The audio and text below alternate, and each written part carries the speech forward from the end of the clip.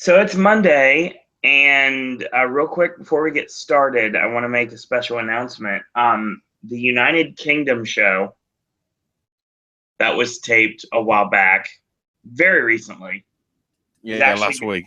Yeah, it's going to be airing on the network Eastern Standard Time at 8 p.m. on Friday.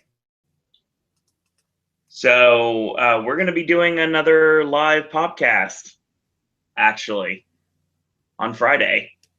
So you're going to get a podcast on Friday, Saturday, and Sunday, and Monday this week. It's an impromptu. What Asher's trying to say. It's an impromptu trial for SummerSlam, but also because we want to talk about the British shit, because all that I've heard about at least the number one contenders match and the title match from those tapings is pretty sweet. Exactly. We'll say right now that we have the schedule is as followed, and I'll go over it at the end of the show tonight. We got tonight's Raw. Wednesday is the Wednesday show at 9 p.m. Friday is the UK show about somewhere in the 9:30 time frame. Well, it's a 90-minute show from what I can tell. Okay. So it should be around 9:30. And yeah, we do know that it's obviously on first at 3 p.m. Eastern and then 8 UK time. Right. But that's a bit sort of complicated in terms of our schedules and everything. So we'll just do it, of which most of the world audience will be seeing it. Even though it makes sense now with the move that they've done in terms of actually putting it on at a time which is first more suitable for the UK, because you'd have thought that's the audience that they're trying to go after. Right, that makes perfect sense. The thing is, this rolls into Saturday. Saturday, of course, is NXT TakeOver Chicago, and we're going to be talking about that right after it finishes. Sunday is Backlash, and as soon as it finishes, we're going to go live, and then back here next Monday for another Raw show, and then Wednesday for the Wednesday show. So yeah, a ton of wrestling content coming here to the Popcast Network this week. And if you haven't yet checked it out, number one, welcome Pedro and Logan to chat. I will say, if you're a fan of Ring of Honor, Ashley and myself did a podcast Friday night for the War of the Worlds pay-per-view, and it turned out really well. So if you want to check that out, you're more than welcome to. It's right here on this network. Also, just because I noticed it on social media, Aries tweeted, "Thanks, Jersey. Classy as always." Oh, boy. I don't think it's the crowd's fault. I think it's creative for creating a division that people should give a shit about, but they don't because of the way. So if anything, blame the writers. Oh, it's very easy to do that. So this would be a go-home show if we were leading to a Raw pay-per-view or a co-branded pay-per-view, but the go-home show technically is Wednesday. But let's talk Monday Night Raw, shall we?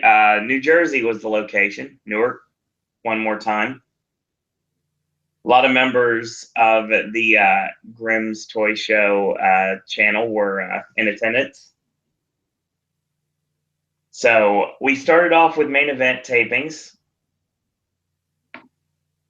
I believe it was what did I say? Nia Jax over Dana Brooke and Rich Swann over Arya Daivari. Yeah. Yeah, that sounds fun.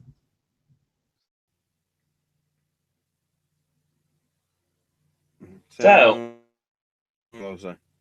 let's discuss what happened on Raw this week, shall we? So we opened up with a video package showcasing Braun getting injured and everything, and then they sort of make the official announcement on the TV that Braun actually totally shattered his elbow, apparently. That it was worse than they thought, meaning he's going to be out for at least up to 6 months. Which means it's not SummerSlam either. Horrible timing, too. But what can you do? Accidents happen.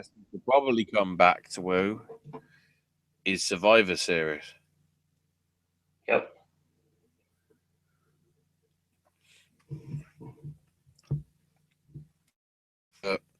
Coming out welcomes everyone to Raw, and note on them going head to head last week, and Braun being injured and flying back and getting the surgery, and that's why he's going to be out for so long. But of course, that means a challenger needs to be determined for Great Balls of Fire. So, Extreme Rules, it's going to be a fatal 5-way to determine who the number one contender will be. So then they do a graphic basically showing Brock versus whoever wins the match, which in turn it gives us the 5 names. So we've got, is it Seth Rollins? Yeah. Is it Samoa Joe? Holy fuck, yes. Absolutely. Is it Balor? Yeah. Definitely. Is it Bray Wyatt? Yeah. Yeah, definitely. Is it Roman Reigns? We ever fucking learn? Nope. So Kurt's about to leave, after that announcement, but then Roman's music hits. Comes to the ring looking as if he's, just come out of the bloody G.I. Joe plastic wrapping that comes on your action figure. No wear and tear on him. He's perfectly fine. He's like, there's no need for a match. It's my yard. I'm clearly the number one contender. Then Balor comes out and says, let's be honest, I was the first Universal Champ, and I never lost that belt. I had to vacation because of my injury. So the line should start behind me. And Roman says, no, I don't think you're capable of taking down Brock, and says, well, I took you down on my first Raw match. Here comes Samoa Joe and says, it's not about whose yard you're in or whatever club you're in. It's about actions and results. Action, I put the clutch, the Koji clutch on Seth. Result, he was out. Action, beat the crap out of everybody in the 5-way. Result, win to become number one contender. Action, face Brock Lesnar, and that gets cut off by Bray, who warps into the ring and says, everyone's afraid, but they're not afraid of Brock. They're afraid of him. And then Seth says, look, we're all going to have our scuffles over the weeks to come. I'm pretty sure all we want is a fight. So him and Joe, Raw, the other 3 do a minor scuffle. Joe then flees after Seth keeps going after his knee. So then we're down to sort of 4. And after all of that and various spots, Finn is on top. With the... Was it the Sling Blade and then Roman rolled out, from what I remember? Yeah. Rather than actually going with a drop kick and everything. So overall, not too bad. Don't forget that tope con hilo that he hit on Bray and Roman on the outside before he went to break. Mm-hmm. So Seth, Roman, and Finn are sort of arguing backstage, and Kurt's just like, look, you know how it goes. Arguments are settled in the ring. Seth, you're all about facing Joe. Well, how about for the first time ever, you face... And then, Balor and Roman, you've got your issues. Okay, sort it out amongst yourselves. Reigns, you're taking on Balor. So not too bad. 2 pretty solid actual main events, which I'm surprised about considering how Raw shows after 2-week European tours is like, I'm knackered. Okay. I don't want to do it anymore. See, this is how interested Ashley is. That might be me and Owen, not just the wrestlers. Correct. Somewhat shoot. So now it's time for the Hardys versus Sheamus and Cesaro. Well, I guess more accurately, Jeff versus Sheamus. But of course, they had to come out with each other. Sheamus looking more and more like a Dollar Shave Club version of Travis Bickle. Yeah, the new Boondock Saints of WWE.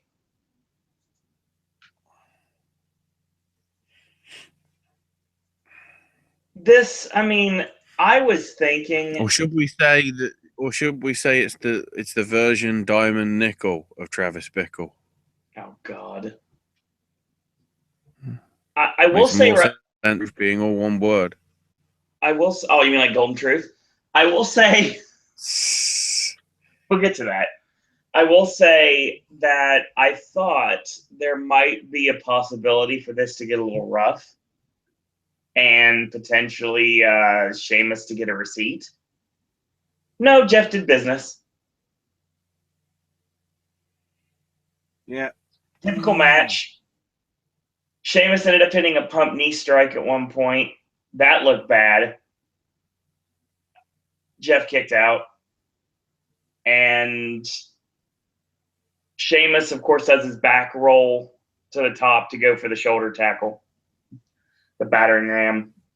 And he dove into, well, it was supposed to be a twist of fate. It could have been an ace crusher. It was more of a cutter in any means. And kudos to Booker T for trying to make it seem like it was a twist of fate attempt. But yeah, Jeff gets a near fall there. Cesaro gets on the apron. And then this gets Matt up involved. And of course, Matt ends up getting collided by a brogue kick, which barely connected, if at all. And Matt's like, I ain't selling that. And he kicks him again. And then, of course, Sheamus walks right into the twist of fate and Swanton 1, 2, 3. It was okay. Could have been a lot better. But they did what they could with what they had.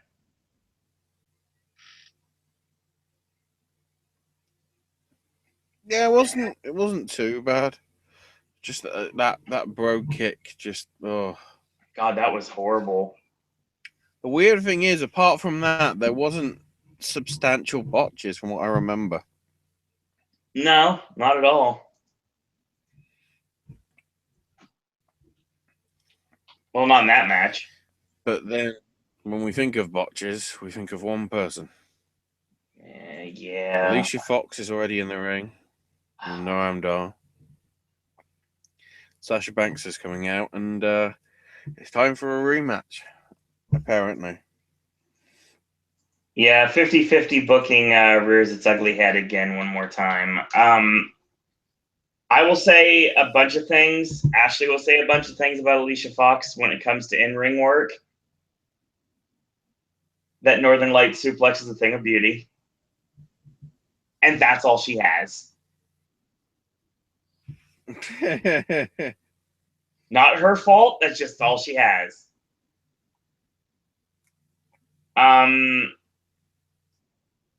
Sasha went for the lung blower to set up the bank statement. And I got that line from Talladega Nights, like I'm going to go off on you like a spider monkey, because she was like hanging on like that and everything, and like, get off me, and everything. Is like, the tenacity made me just like, what is this? Sasha gets knocked over the top. She lands on her leg, and I'm thinking, oh no, Sasha's hurt. No. Sasha gets a flash roll up, but Alicia kicks out, and for some reason, Alicia wins with the, oh dear God, why? Axe kick. Luckily, she didn't hit her in the head. She hit her in the upper shoulder and got the pin. I don't know why this match happened the way it did. I have no words. Yeah. So that Sasha heel turn, that seems far away right now, doesn't it?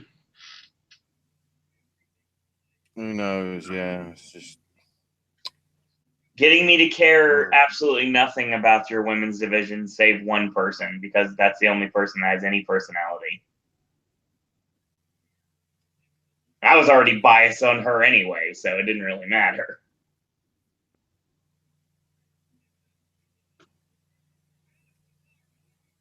We'll get to that. No worries.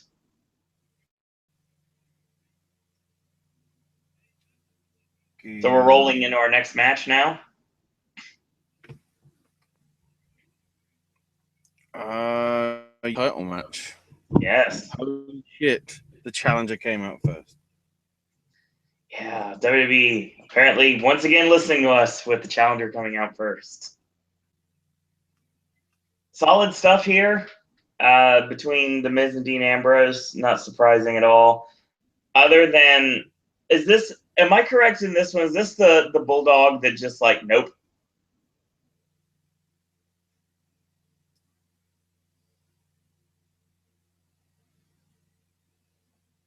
Was this the match with the Bulldog that just was like, nah, that didn't happen? I think it was. Okay, it was then. That just I can't remember. It's 2 hours ago. It's all a blur. It looked horrible. Not in a good way. They traded finishes. So Ambrose goes to the Dirty Deeds and Miz gets out of it. Skull crushing finale. No forward roll for a near fall. And Ambrose ended up hitting the top rope elbow drop that I hate so much, the standing elbow. It makes no sense at all. It makes it okay. I'll put that a different way. It makes sense for him to do it because of his character, but I don't like it. I put it on the same level as those Naomi kicks that I hate so much. So Miz ends up going for the figure four without even working the leg at all. So this doesn't work. Ambrose gets caught with the skull crushing finale, but he kicks out. He goes for another one. Ambrose escapes, gets rolled up, goes for the double underhook DDT again. Miz powders to the outside. Ambrose goes to dive. Miz takes Maurice in the way, and of course, he's crazy. He's going to dive anyway, so Maurice jumps out of the way in the nick of time. They get back in the ring, Maurice with the distraction. Miz sets up the low blow, but Ambrose blocks the arm, turns him around, and kicks the Miz right in the nuts right in front of the referee. It's going well. And now you've set up a stipulation match for Extreme Rules between the two of them, which hopefully will give the Miz back the Intercontinental title.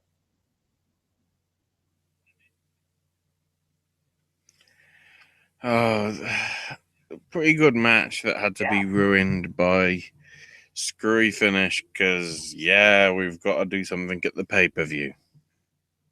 Yeah, that's an issue in this show tonight.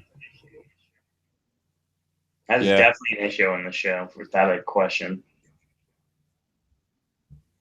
Speaking of, because I guess we're going through this at record time. Not worth talking about. There's nothing to talk about. Yep, done. I'm calling the show just like I normally do. It's just there's nothing to talk about. We'll be talking more about the UK show. We'll be like, thanks, Paul. Hey, we went an hour and a half on Ring of Honor Friday. Well, early Saturday morning. So Vince, fuck off. Just disappear, Vince. Let the new generation in, and I don't mean Bret Hart. I don't know. So Alexa Bliss comes in after the break, says about if she does some cheap heat on the crowd, basically saying, it's just it's the sweat gland of America. Now she got to the top, got to the top of Raw in record time, and she's held both women's belts. The first person to do it. The crowd are chanting this, and she just goes, "Hate to say what, but." She's got a good way of shutting the crowd up. That's another talent Alexa has. I will say that, yeah. But, because I'm pretty sure she's like, I don't want to do this. But in the way she does it, it's sort of like, that's fair. But Bayley interrupts, comes out and says, look, I give you full credit. You have accomplished a lot. You can have all the titles you want. The goddess thing, I don't personally fully understand, but, that's yours. But there is one title I do care about, and that's that belt, man. So I'm invoking my rematch clause at Extreme Rules. And Bliss is like, look, we know you. You're the nice girl. You can't be extreme. So look, just go to the back of the line, do whatever you want to do. Just leave all the title stuff to the adults. So Bayley attacks her, they brawl. Alexa sort of gets the upper hand and rolls out of the ring. And manages to find a kendo stick. Yes. Because that's what we're calling it now. Because we realize if we call it a Singapore cane, the Chinese viewers might get offended. It's still a Singapore cane. I don't care. I'm doing a podcast right now. I'm not on television. It's a Singapore cane. No, I think just because of the UK stuff being on this week and the legend that for this week we'll call it a kendo stick. Next week it'll be Singapore cane. Again, if it shows up again, which I don't think it will, it shouldn't. It's still Singapore cane, and this was the first time that we've had a Singapore cane match in the WWE since 2006. Mm-hmm. The Sandman versus Matt Striker.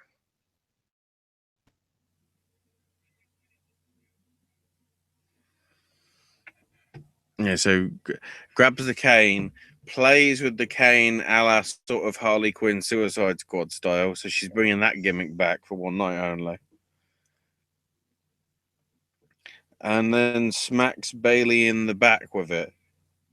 For a time, it sort of looked like she was trying to hit her in the back of the head, and it sort of like looked like it whiffed. But I guess that was the one camera angle, because the second one actually seemed to work when seeing it. And I just put in my note, stipulation coming, methinks. Little did I know. She got her in the upper back. I said Singapore cane match whenever I saw it come out from underneath the ring. And a traditional Singapore cane match is not a pole. It's usually a Stairway to Hell match with the stick hanging from the rafters, and you had to use a ladder to get to it. This is more, Logan put it this way, this is more WCW 2000. Asking me, is Vince Russo booking this? Is that a good thing, though? It depends on who you ask. The stipulation made perfect sense, but the way the WWE has been lately, I wasn't positive they would actually pull the trigger on it. That's like Miz and Ambrose, their stipulation being a steel cage with barbed wire on top of it. Haven't seen that since the 2000s as well, but still, it's something that happened and something they could definitely do. Well, sort of in the PG-ish era, it's unlikely. Yeah, exactly. So that's the reason why I wasn't sure they'd pull a trigger on a Singapore cane match, because you can either A, have them both have the cane at the same time and then just waffle each other the entire match, or B, you just hang it from something and then let them try to get to it and let that be the end game for the match.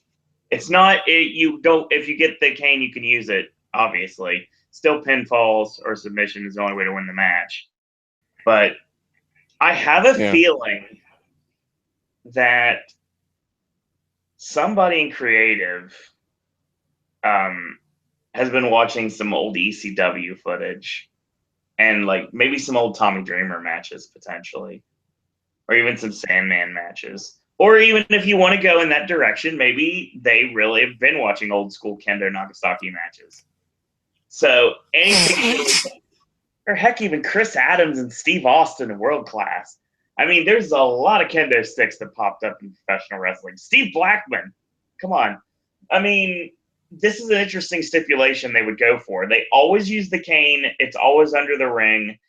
And I noticed Alexa went for it the first time, and it wasn't where it was supposed to be, so she had to go to the opposite corner of the ring to pull out from under the ring.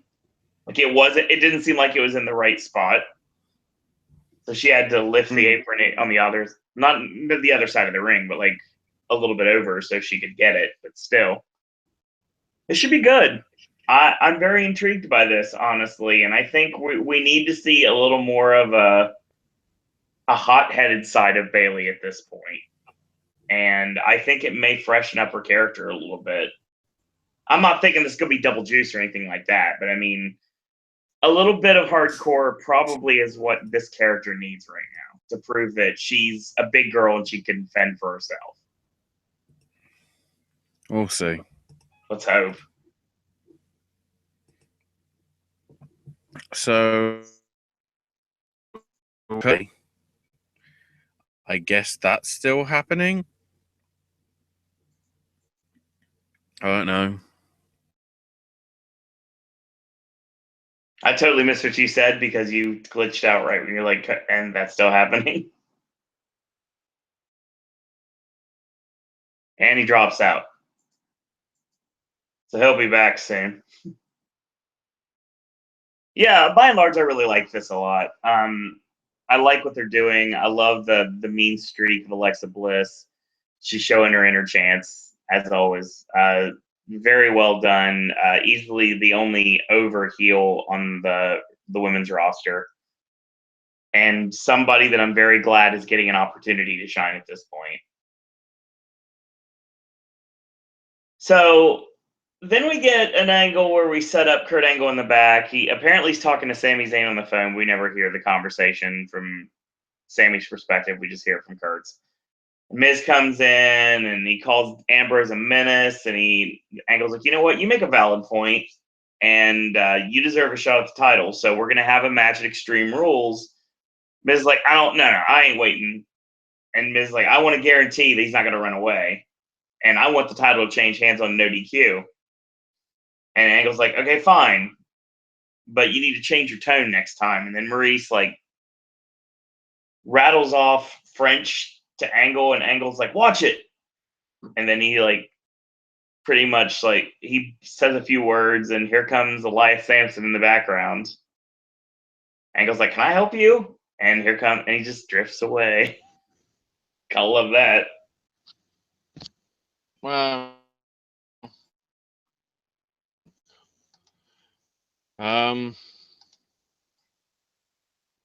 anyway, where did I get cut off? We're actually on the tag match now. The tag match with the crowd. Kurt, you mentioned the whole Kurt doing bad French. Yes. So I guess that's a thing as well now. Yeah, sure. So yeah, the Cruiserweight tag match. Neville and TJP versus Gallagher and Aries, which the crowd did not give a shit about. Yeah, they chanted boring. How can they be connected to this thing when the majority of the feud doesn't even happen on the show that they're watching?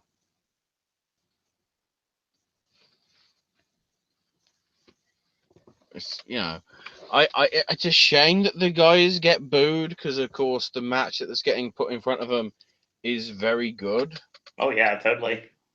But if the crowd don't connect, you're not going to have an interesting match. And of course, that's the issue that you have. And you're always going to have.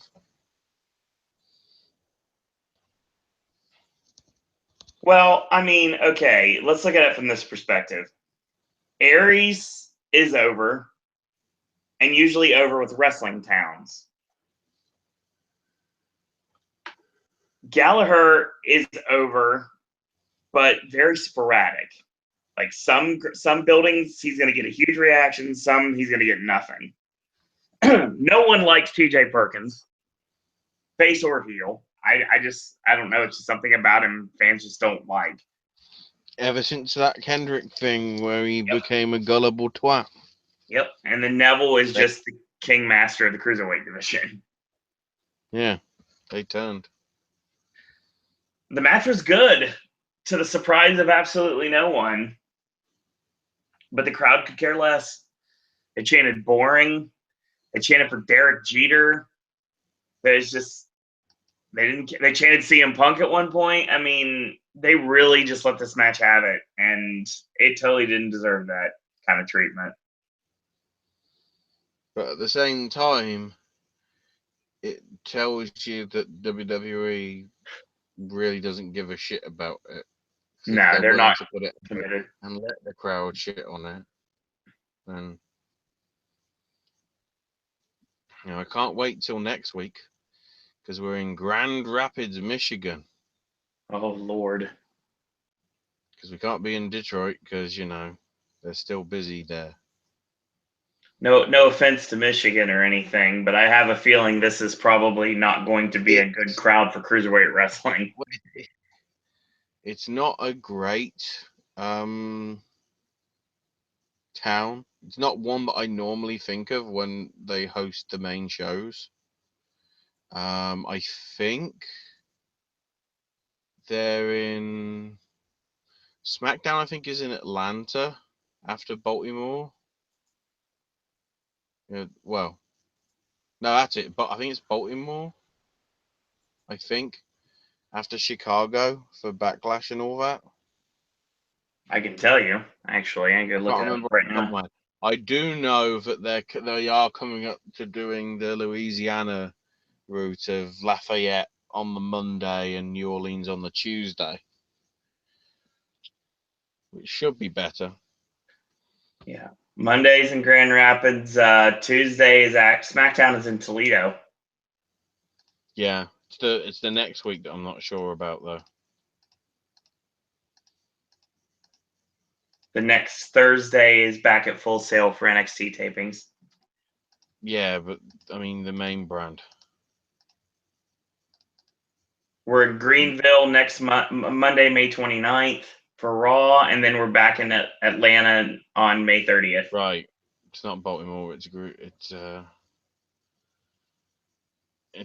Carolinas. It's Greenville. Well, we're having a party there in Greenville. Well, don't forget Baltimore is Extreme Rules, and right after Extreme Rules, Raw is going to be in Wilkes-Barre. Oh wait, so Baltimore and so bloody.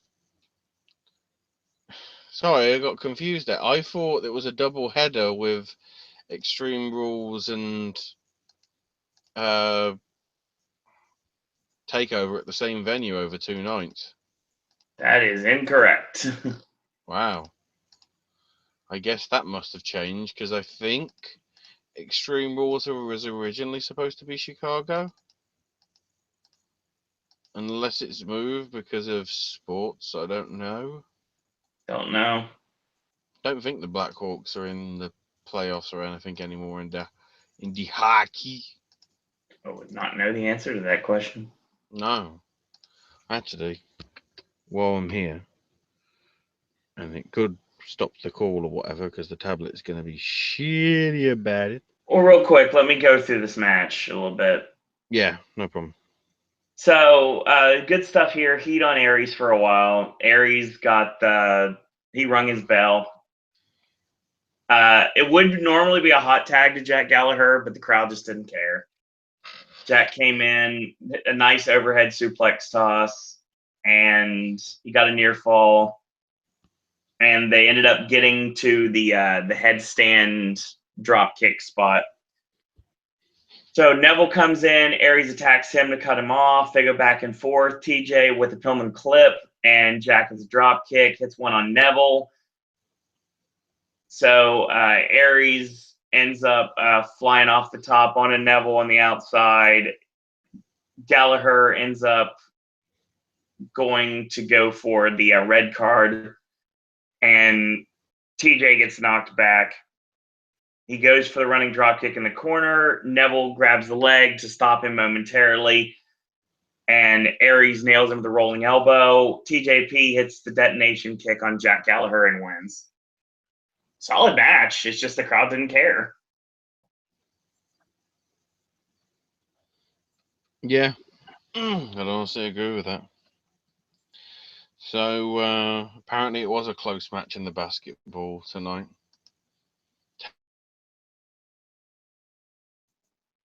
Endpoint split it and won, and which, because it's Game 7, they also won the series. Just looking at the list, Boston then face Cleveland. The only time it clashes would be if the match was necessary, if we got to that point, Memorial Day Monday, the 29th.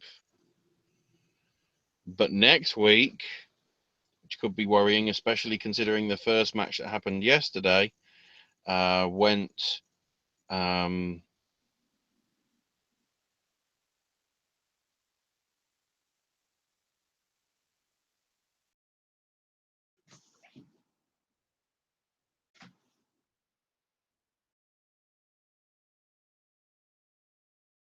I think Ashley might be about to drop here. Because he just started talking about sports, and now the next thing you know, it just nothing.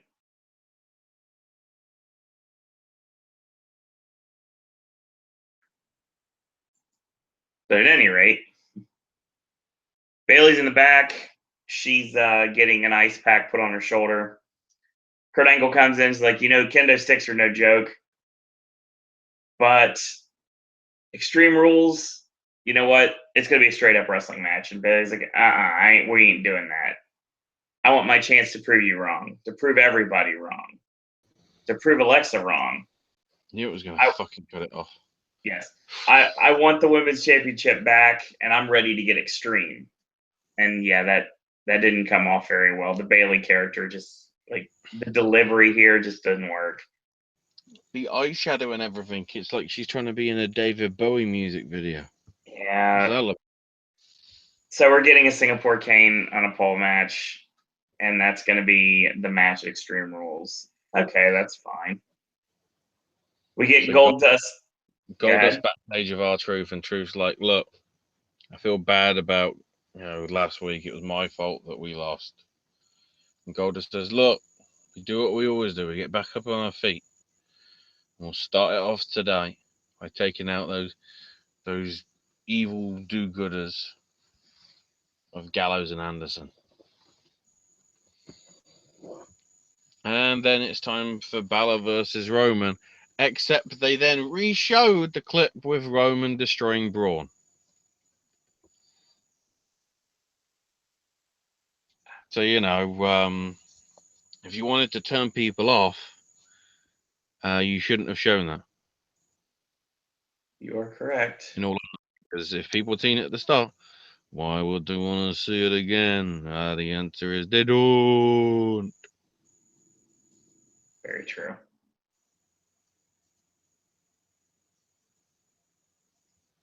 This isn't over yet. Never will be, sadly. Because we go to our next match, which I'm surprised. I thought this would have been the main event.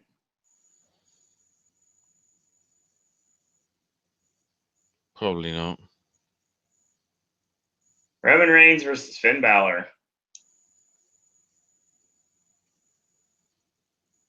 Really good stuff here. Good stuff. So at one point, Roman ends up hitting a Blue Thunder when he wasn't even trying. He goes for his backdrop Uranagi, and he ends up hitting a Blue Thunder for a near fall. Okay. Roman goes for the Superman punch. Balor kicks him straight in the ribs. Obviously, the tape that he doesn't sell. Balor off the ropes, Roman the boot, and he sets up for the Niagara driver. Roman can't lift him. Balor flips out of it, double stomp. And Roman misses the clothesline. Balor with the sling blade. He hits up for the shotgun drop kick, gets caught with the Superman punch, 1-2 kick out. Reigns in the corner, sets up the spear. Finn ends up hitting the sling blade. He sets up the shotgun drop kick yet again, and he connects this time around. He goes to the apron. He goes to the top. Roman shoves him off, and he spears him 1-2-3. Really good match between these two.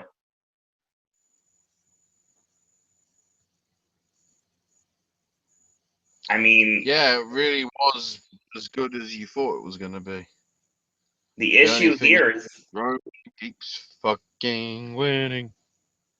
The issue is it doesn't help either guy at this point, really.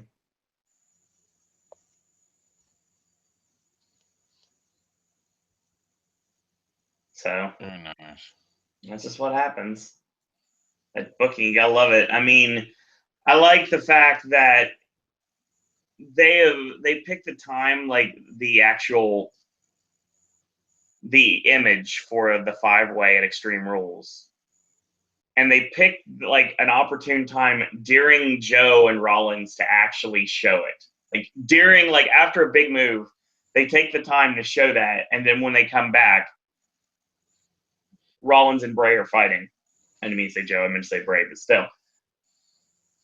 The 5-way, or as I like to refer to it, a Wyatt, a couple of sling blades, and 2 Samoans named Joe.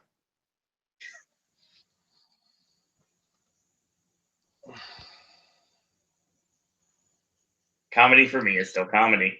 Oh no, is it a couple of sling blades? Yes. Because I'd say it's a sling blade and somebody that steals moves from New Japan. We'll talk about doing the deal in a little bit, don't worry.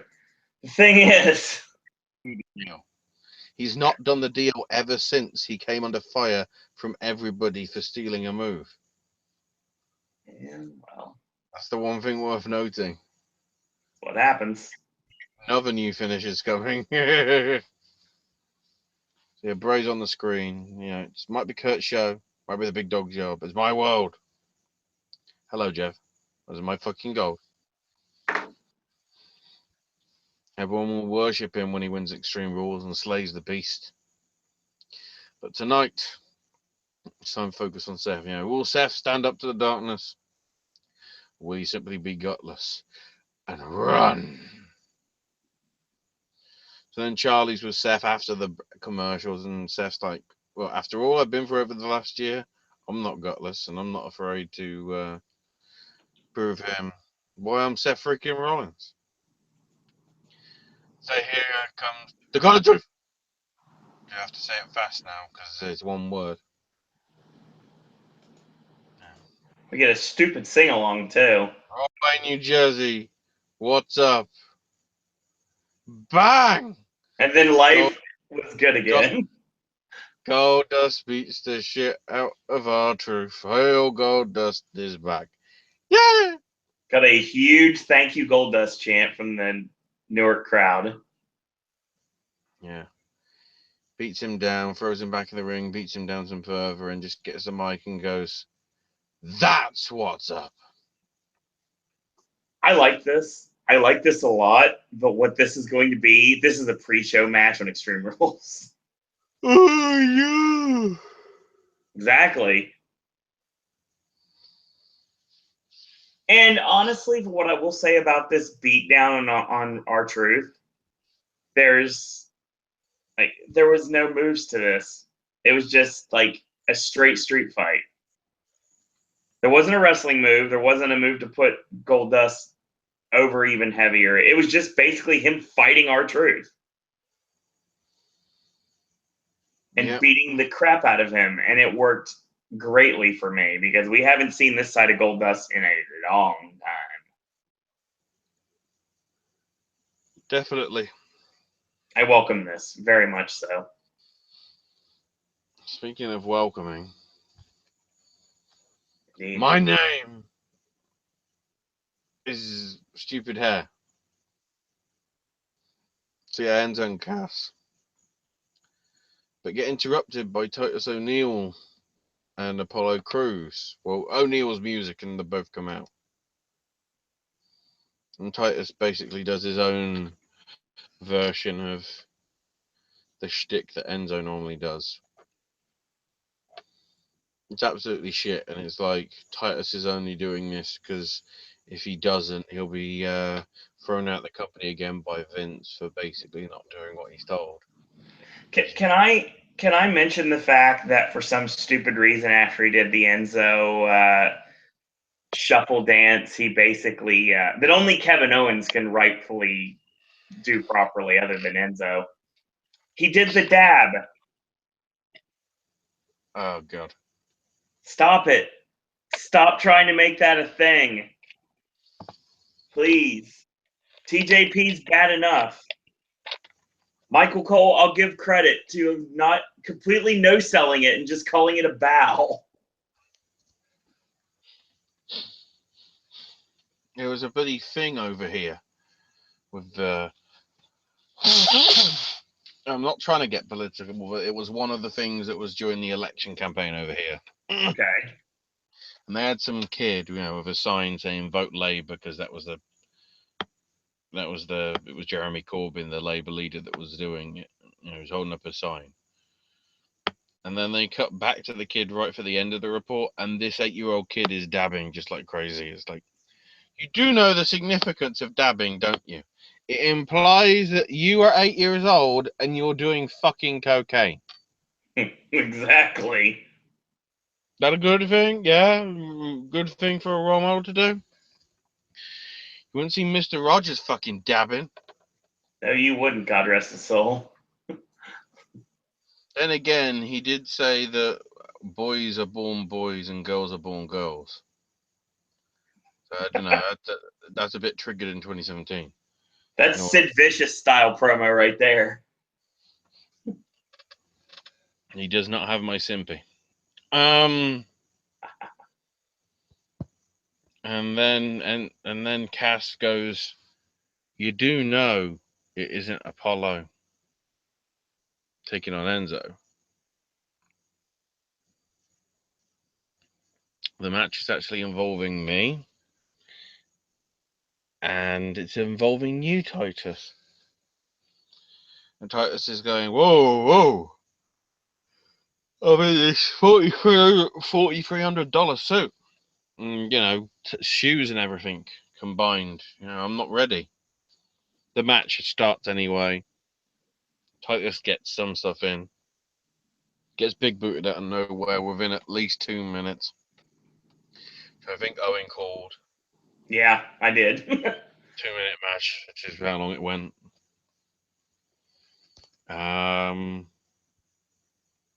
So Cash gets the win. Then afterwards, Enzo tries and takes a selfie with Titus, and sort of Apollo's looking on like, come on, man. And then he spin kicks him in the head. So then part of me's going, wait, so is Apollo Crews, or was he actually being faced because Enzo was being a dick? Because it doesn't seem clear. Exactly. And I said to you, could you imagine a heel team of Apollo Crews and Akira Tozawa being managed by Titus O'Neil? No. You ruined it by mentioning Titus's name. If they're going to do something, if they're going to commit to do something with him, then that would work. Fire him. Fire him. Fathers of the Year deserve to be on the unemployment line. You know. Follow the trend of our great president, the great leader. Fire people for actually doing their job.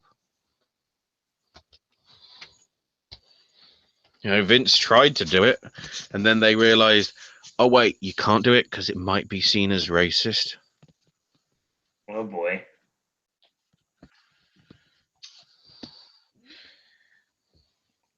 I guess there's some game plan with him. I don't know what it is, but whatever. I have no idea what it is. I've been trying to see if they could do something with Titus, but it doesn't seem like they're going to. And he keeps getting in trouble. Yeah. That Also, issue- Slater and Rhino. Yeah. Actually, thinking about that, Anderson and Gallows dead. Yeah. They were nowhere. Who else wasn't on the show? I don't think there's anybody else of any major significance that was missing that isn't out injured. Because I guess Dana did stuff. I guess no Mickey. No Mickey. And oh no, because Emma's out now. So yeah, so no. Mickey just gets to go.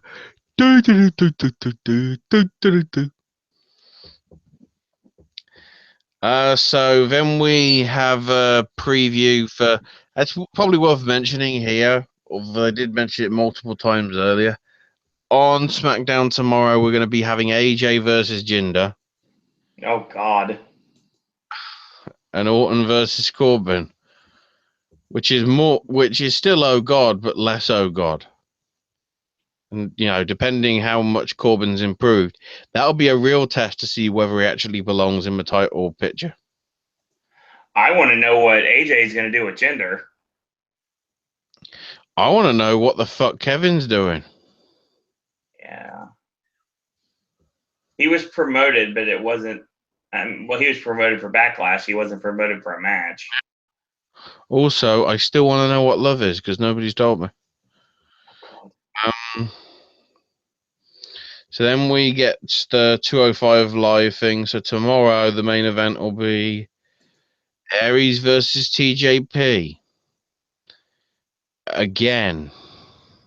There's nobody on that. They have nobody in 205. They need more people. They have them. It's just they don't use them. You've got too many fucking storylines. You've got the Mustafa Ali, Drew Gulak stuff. Right. You got Daivari being a pimp.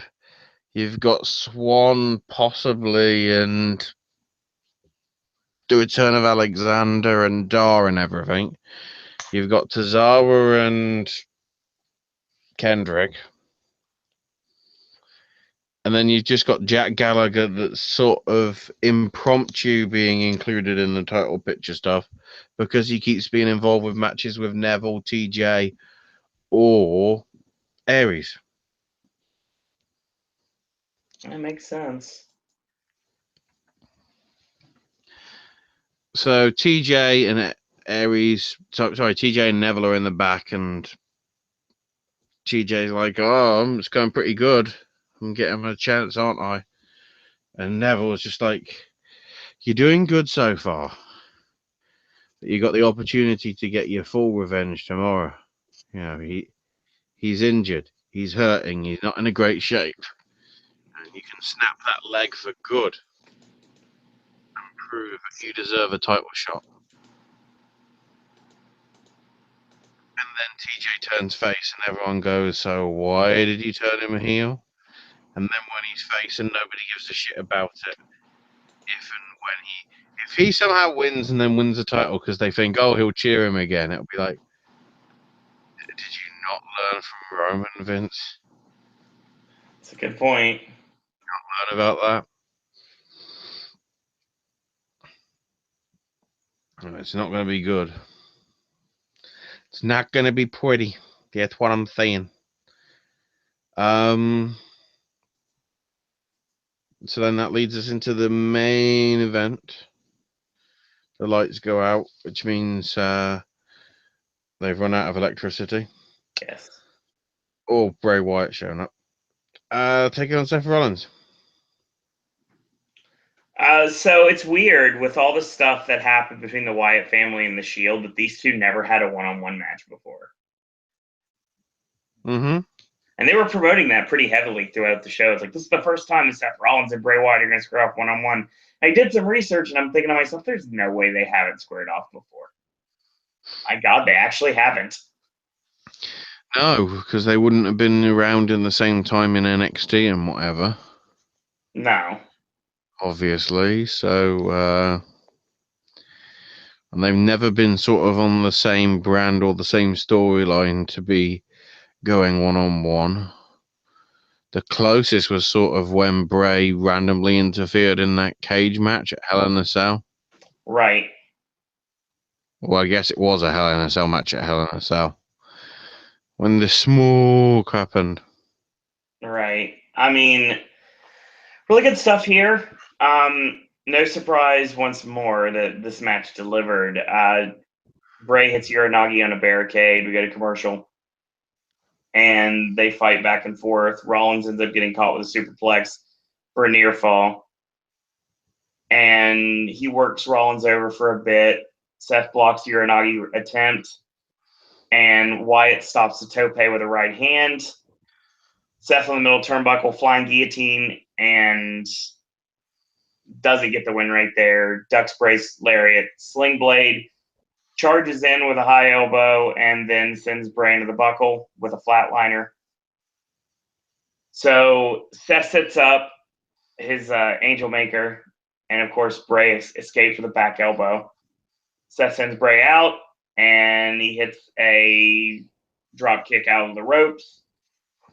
Tope Suicida rolls Wyatt back in. Springboard clothesline instead of a springboard knee strike for a change, interestingly enough. Gets a near fall off of that. Rollins is trying to do the deal. Wyatt blocks it. Wyatt goes for a suplex of his own. Seth gets out. Wyatt sets up Sister Abigail. Seth escapes.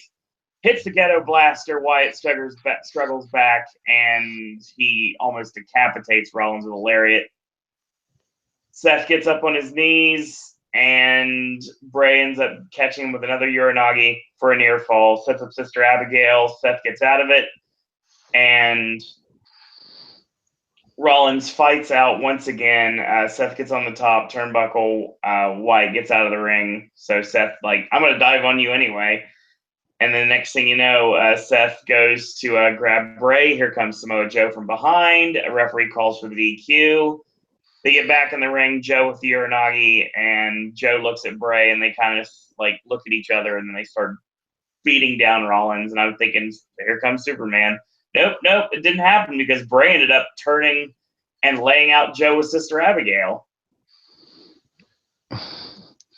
He's his own one-man army. Bray hits one on Rollins, and we fade to black with Follow the Buzzards. So, yeah, Bray's not winning the 5-way. It's Extreme Rules. Yeah, but you've done it right at the start, which means he probably is. And to be completely honest, you start Bray Wyatt off hot and actually go through with it. Bray Wyatt against Brock Lesnar at Great Balls of Fire would not be a bad idea if you build him up properly. But you know how many times we said that? Too many. Too many times we said, if you build up Bray properly, then we're going to buy it. And nope. Does not work that way. Does not compute. Nope.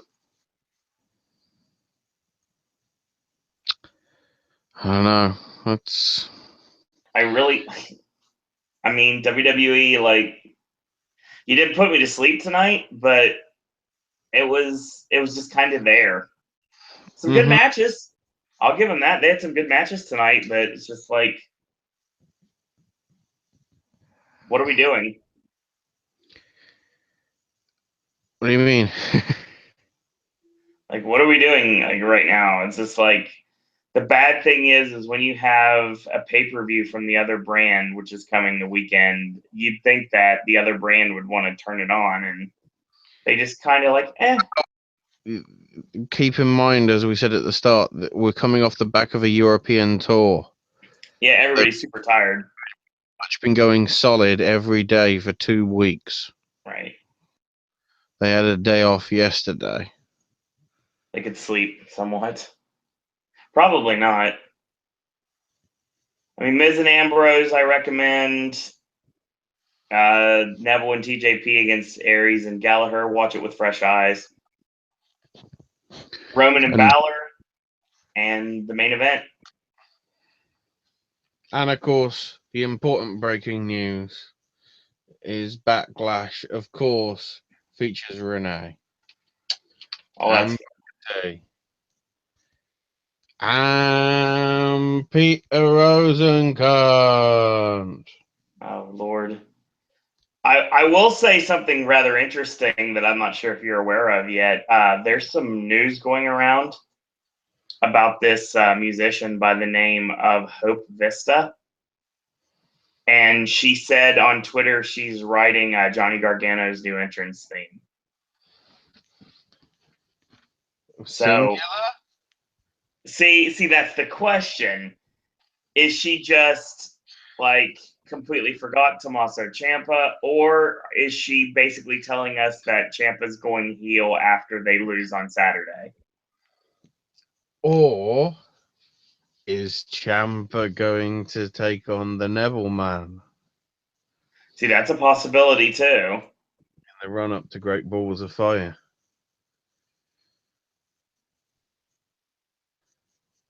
I mean, I would think if any crowd's going to be over, it's going to be a Dallas one. I mean, Gargano going to 205 Live makes more sense than Ciampa at this point. That's what I'm saying. Yeah. Then again, I think Aries should get the belt. Yeah, I agree. Sooner rather than later. I think the storyline will be is TJ basically will realize he's not, he got suckered in. Right. And isn't going to get any help. And sort of akin to Daniels and Kazarian and the club and everything. The same will happen, except, in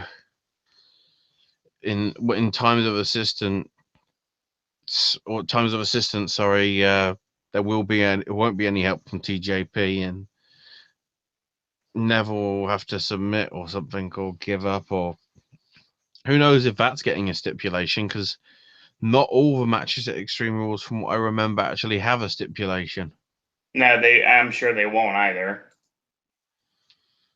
Because at the rate we're going, I actually wouldn't mind to see Goldust and R-Truth on the pre-show. We already said that.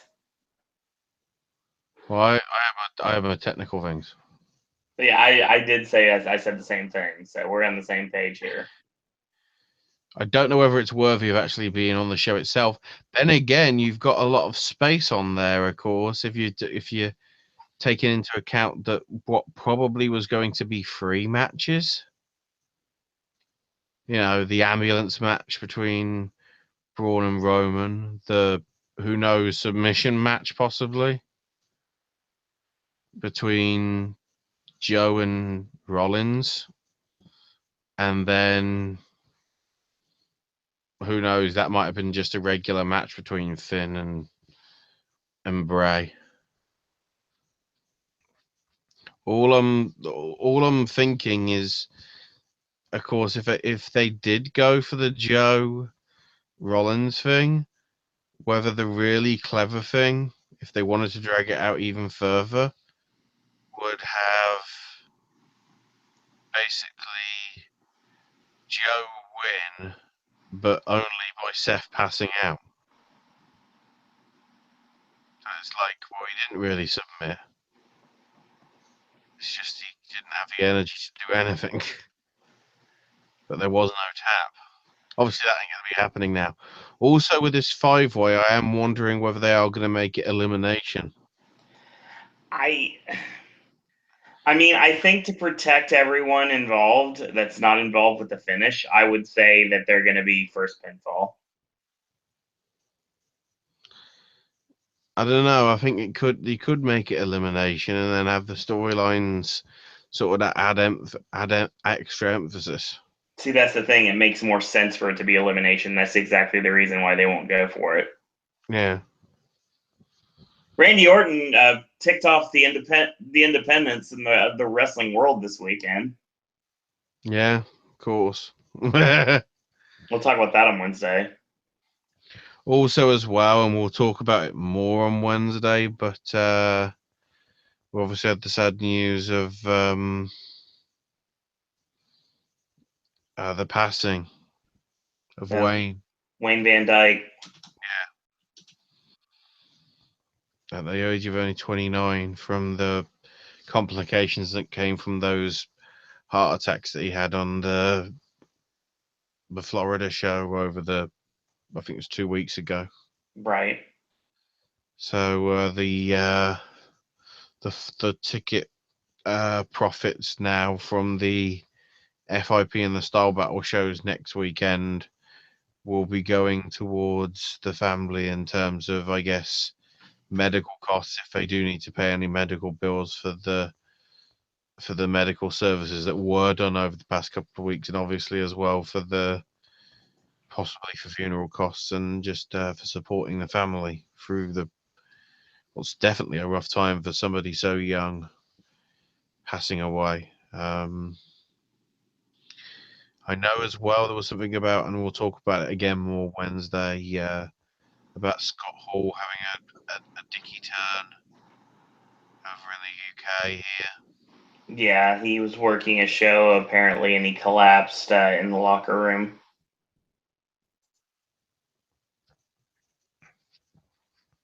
More good publicity for the night. We'll get some more information when we can. Obviously, we'll talk about it on Wednesday. Certainly. Yeah. Apparently, he was hospitalized. The show was in England on Sunday, the WAW show, which is Ricky Knight's promotion. Yeah. And he was flown back here to the States against doctor's orders. But we wish the very best for Scott Hall. I've been well, I guess because of the hacking stuff that happened over here, which left some of the health service sort of in trouble, whether that meant where he would have gone wouldn't have been able to do a proper service. Because I'd have thought if he did it in America, he wouldn't have to pay. Right. He came over to America and decided to just do it here, so obviously it's going to cost money. So it's like, the doctors aren't that bad, especially if you go to the right places. And considering where their shows are in Norwich, I think there's some pretty high-rated hospitals and people around there anyway. So, like, right. Of your own fault if you didn't want to take the offer of free healthcare. It's like, all right. So whatever. If we get more information on Wednesday, we'll talk about it. Hopefully, it's not any bad news. We don't want any more bad news right now, especially. Yeah, certainly. Acer, welcome, says this week's edition was solid, much better than the taped edition from London last week. Yeah, but that also makes me wonder, because I'm thinking the viewership's going to be down because of this basketball thing. Probably. As I said last week, it did a pretty bad number last week, even though less people watched the basketball, because it was a game 4. It was a relatively one-sided conference, I think, semi-final that it was. I doubt it was a quarter-final because it was last week. Because if they've only just started game 1 of the actual final for that Western Conference, then it'd have to be a semi-final that finished up. But either way, by doing it like that,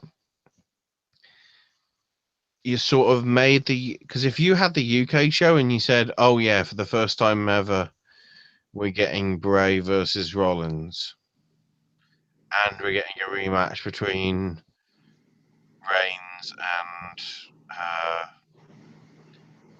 Balor, especially in a crowd where Balor's going to be super over as well. Because that's clearly the way they're running it. Right. I think that would have worked better. And everything that happened last week should have happened this week. Because I honestly think the numbers are going to go down. Because as I previously mentioned, the match tonight was relatively close. Probably could be seen as competition. So, I mean, we'll have to see.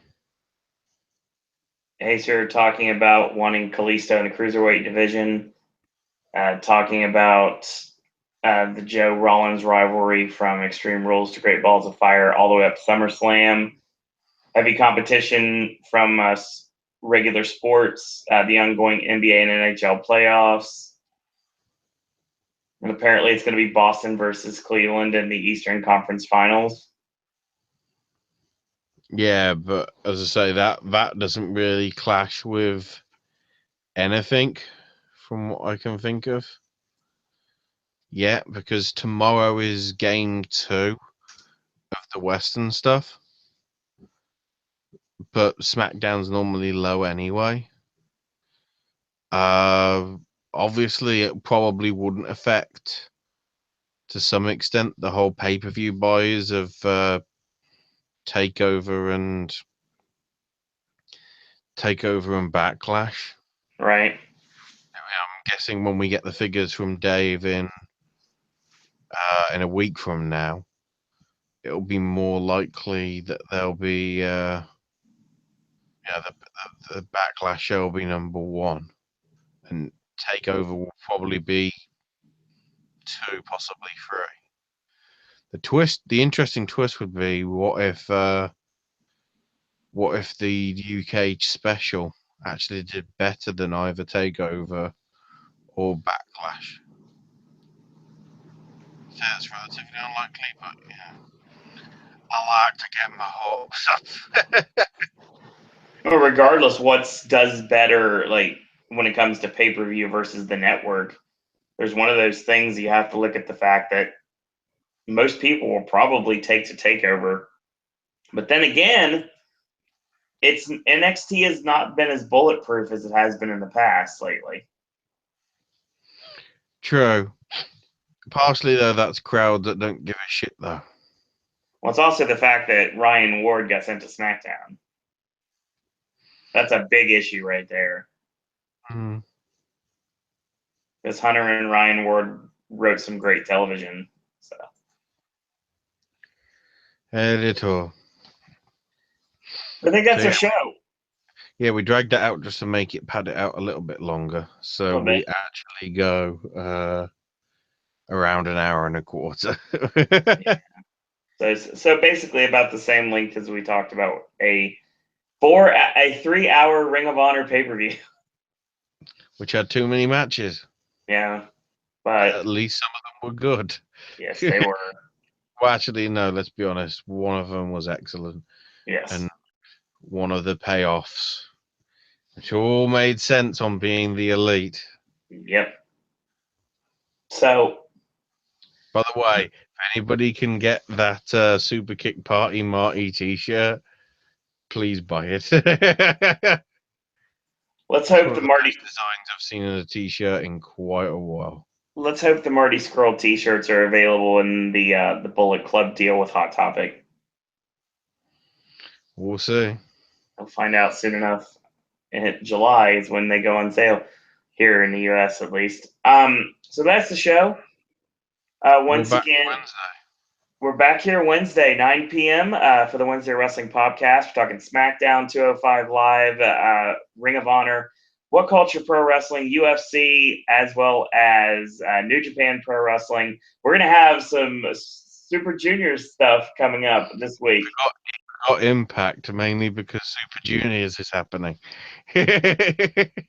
And then we have Impact as well as other indies and other results from the wrestling world, including news and rumors. And of course, the TV tapings for Ring of Honor. Yep, will be ROH tapings. with major implications for New Japan. Oh, absolutely. Possibly Long Beach as well. And probably not good news either, depending on what happens. But that still needs to be assessed and everything, which will be done over the upcoming days. Right. So that's Wednesday. Back here wrestling once more on Friday night, about 9:30 p.m. for our United Kingdom special podcast. On Saturday, right after TakeOver's over, we're going to go live to talk TakeOver Chicago. And on Sunday, as soon as it finishes, we're going to be talking Backlash. And then back here next Monday at 11:30 p.m. for the Monday Night Raw Popcast. And the next Wednesday for the Wednesday Wrestling Podcast. So much wrestling as we get into the month of June. Yep, and we get to banking the money. Lucha Underground starting back here on the network in June as well. So yeah, just after Memorial Day weekend. So sorry, Wonder Woman. More stuff to cover. Penta being on a company that he doesn't work for, but does, but doesn't, but does, but doesn't, is more complicated and interesting. Indeed. So, real quick, Ashley, where can we find you on social media? I am on Twitter at Ash is my name UK. Game with Ash will be coming tomorrow. I'm not sure entirely when, whether it will be afternoon or something, but something will be up probably before midnight. I'll try and make it somewhat in the afternoon, so it's there for you to catch in the evening if you're out at the works or whatever and doing stuff. I am doing stuff actually tomorrow. We're doing there's a special event where we're going to be able to experience Jurassic Park for an hour and a half after the park is closed. So yeah. Oh, nice. But the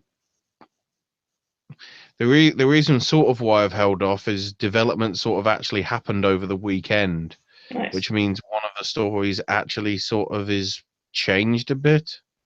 You know, one franchise might not actually be dead, but the other one certainly frozen, and the one that may not be dead, it just depends on deals coming through. So we'll be talking about that.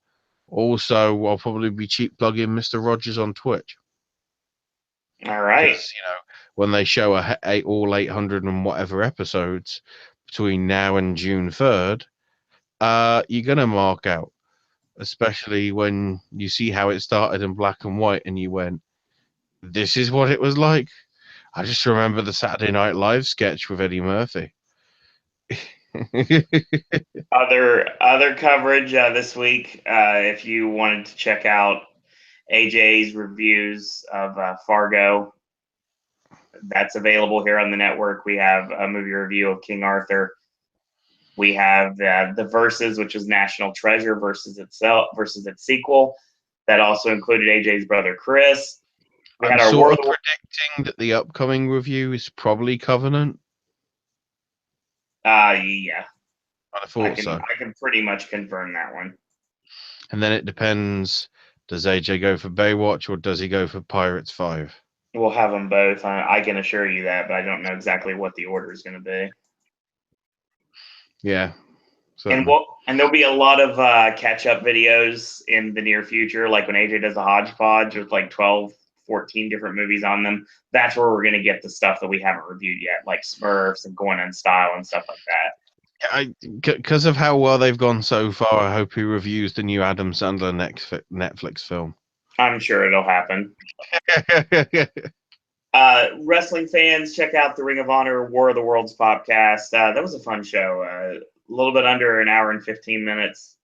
Went by real fast. I very much enjoyed talking ROH, as I always do here. For fans of Disney fans, I went to Pandora yesterday, and I got to check out the attractions in the area. Both rides were taken on twice. And I have a video of the Navi River Journey that's available here on this network, and as well as a Pandoran breakfast, sip and snack at Satuli Canteen. That's also available here on this network right now. And a bunch of stuff still to come this week. Some great content. Sip and Snack returns on Thursday. AJ returns with Fargo reviews on Friday, movie reviews on Saturday, Alien Covenant, and Sunday will be another Versus. And yeah, you're going to like this one, trust me. So that's going to be your show. Once again, I want to thank Acer for joining us, as always, in chat. Follow him on Twitter at Acer1337. Yes, in a row for all the podcasts you should be listening to, wrestling and or otherwise, as well as YouTube channel, which is Acer5000. Check out his content, as well as some very loyal viewers of the network and some good friends of mine, both Pedro and Logan. You can follow Pedro on Twitter at Evil Takes Root, and you can also check out Logan on Twitter at LoganBurton10. Links in the description bar for everyone's Twitters and YouTube channels, respectively. We have merch available at Zazzle, at Popcast Network. We have a Patreon, if you so choose, at Popcast Network. And we have a Facebook fan page at Popcast Network, or Suro and Disney and Popcast Network if you want to look for it manually. Follow us on Twitter at Popcast Network, and follow me on Twitter at Suro and Disney. And that's going to be your show. So, as always, in a world where there are a billion wrestling podcasts, we're very pleased that once more this evening you've chosen a Popcast. I want to thank everyone for watching. Thanks, everyone, for listening. This week's going to be a blast, so stick around, wrestling fans. You ain't seen nothing yet. And until tomorrow, boys and girls, that's all we got to say about that. Tyler, give us a wave. Tyler, give us a wave. Whee!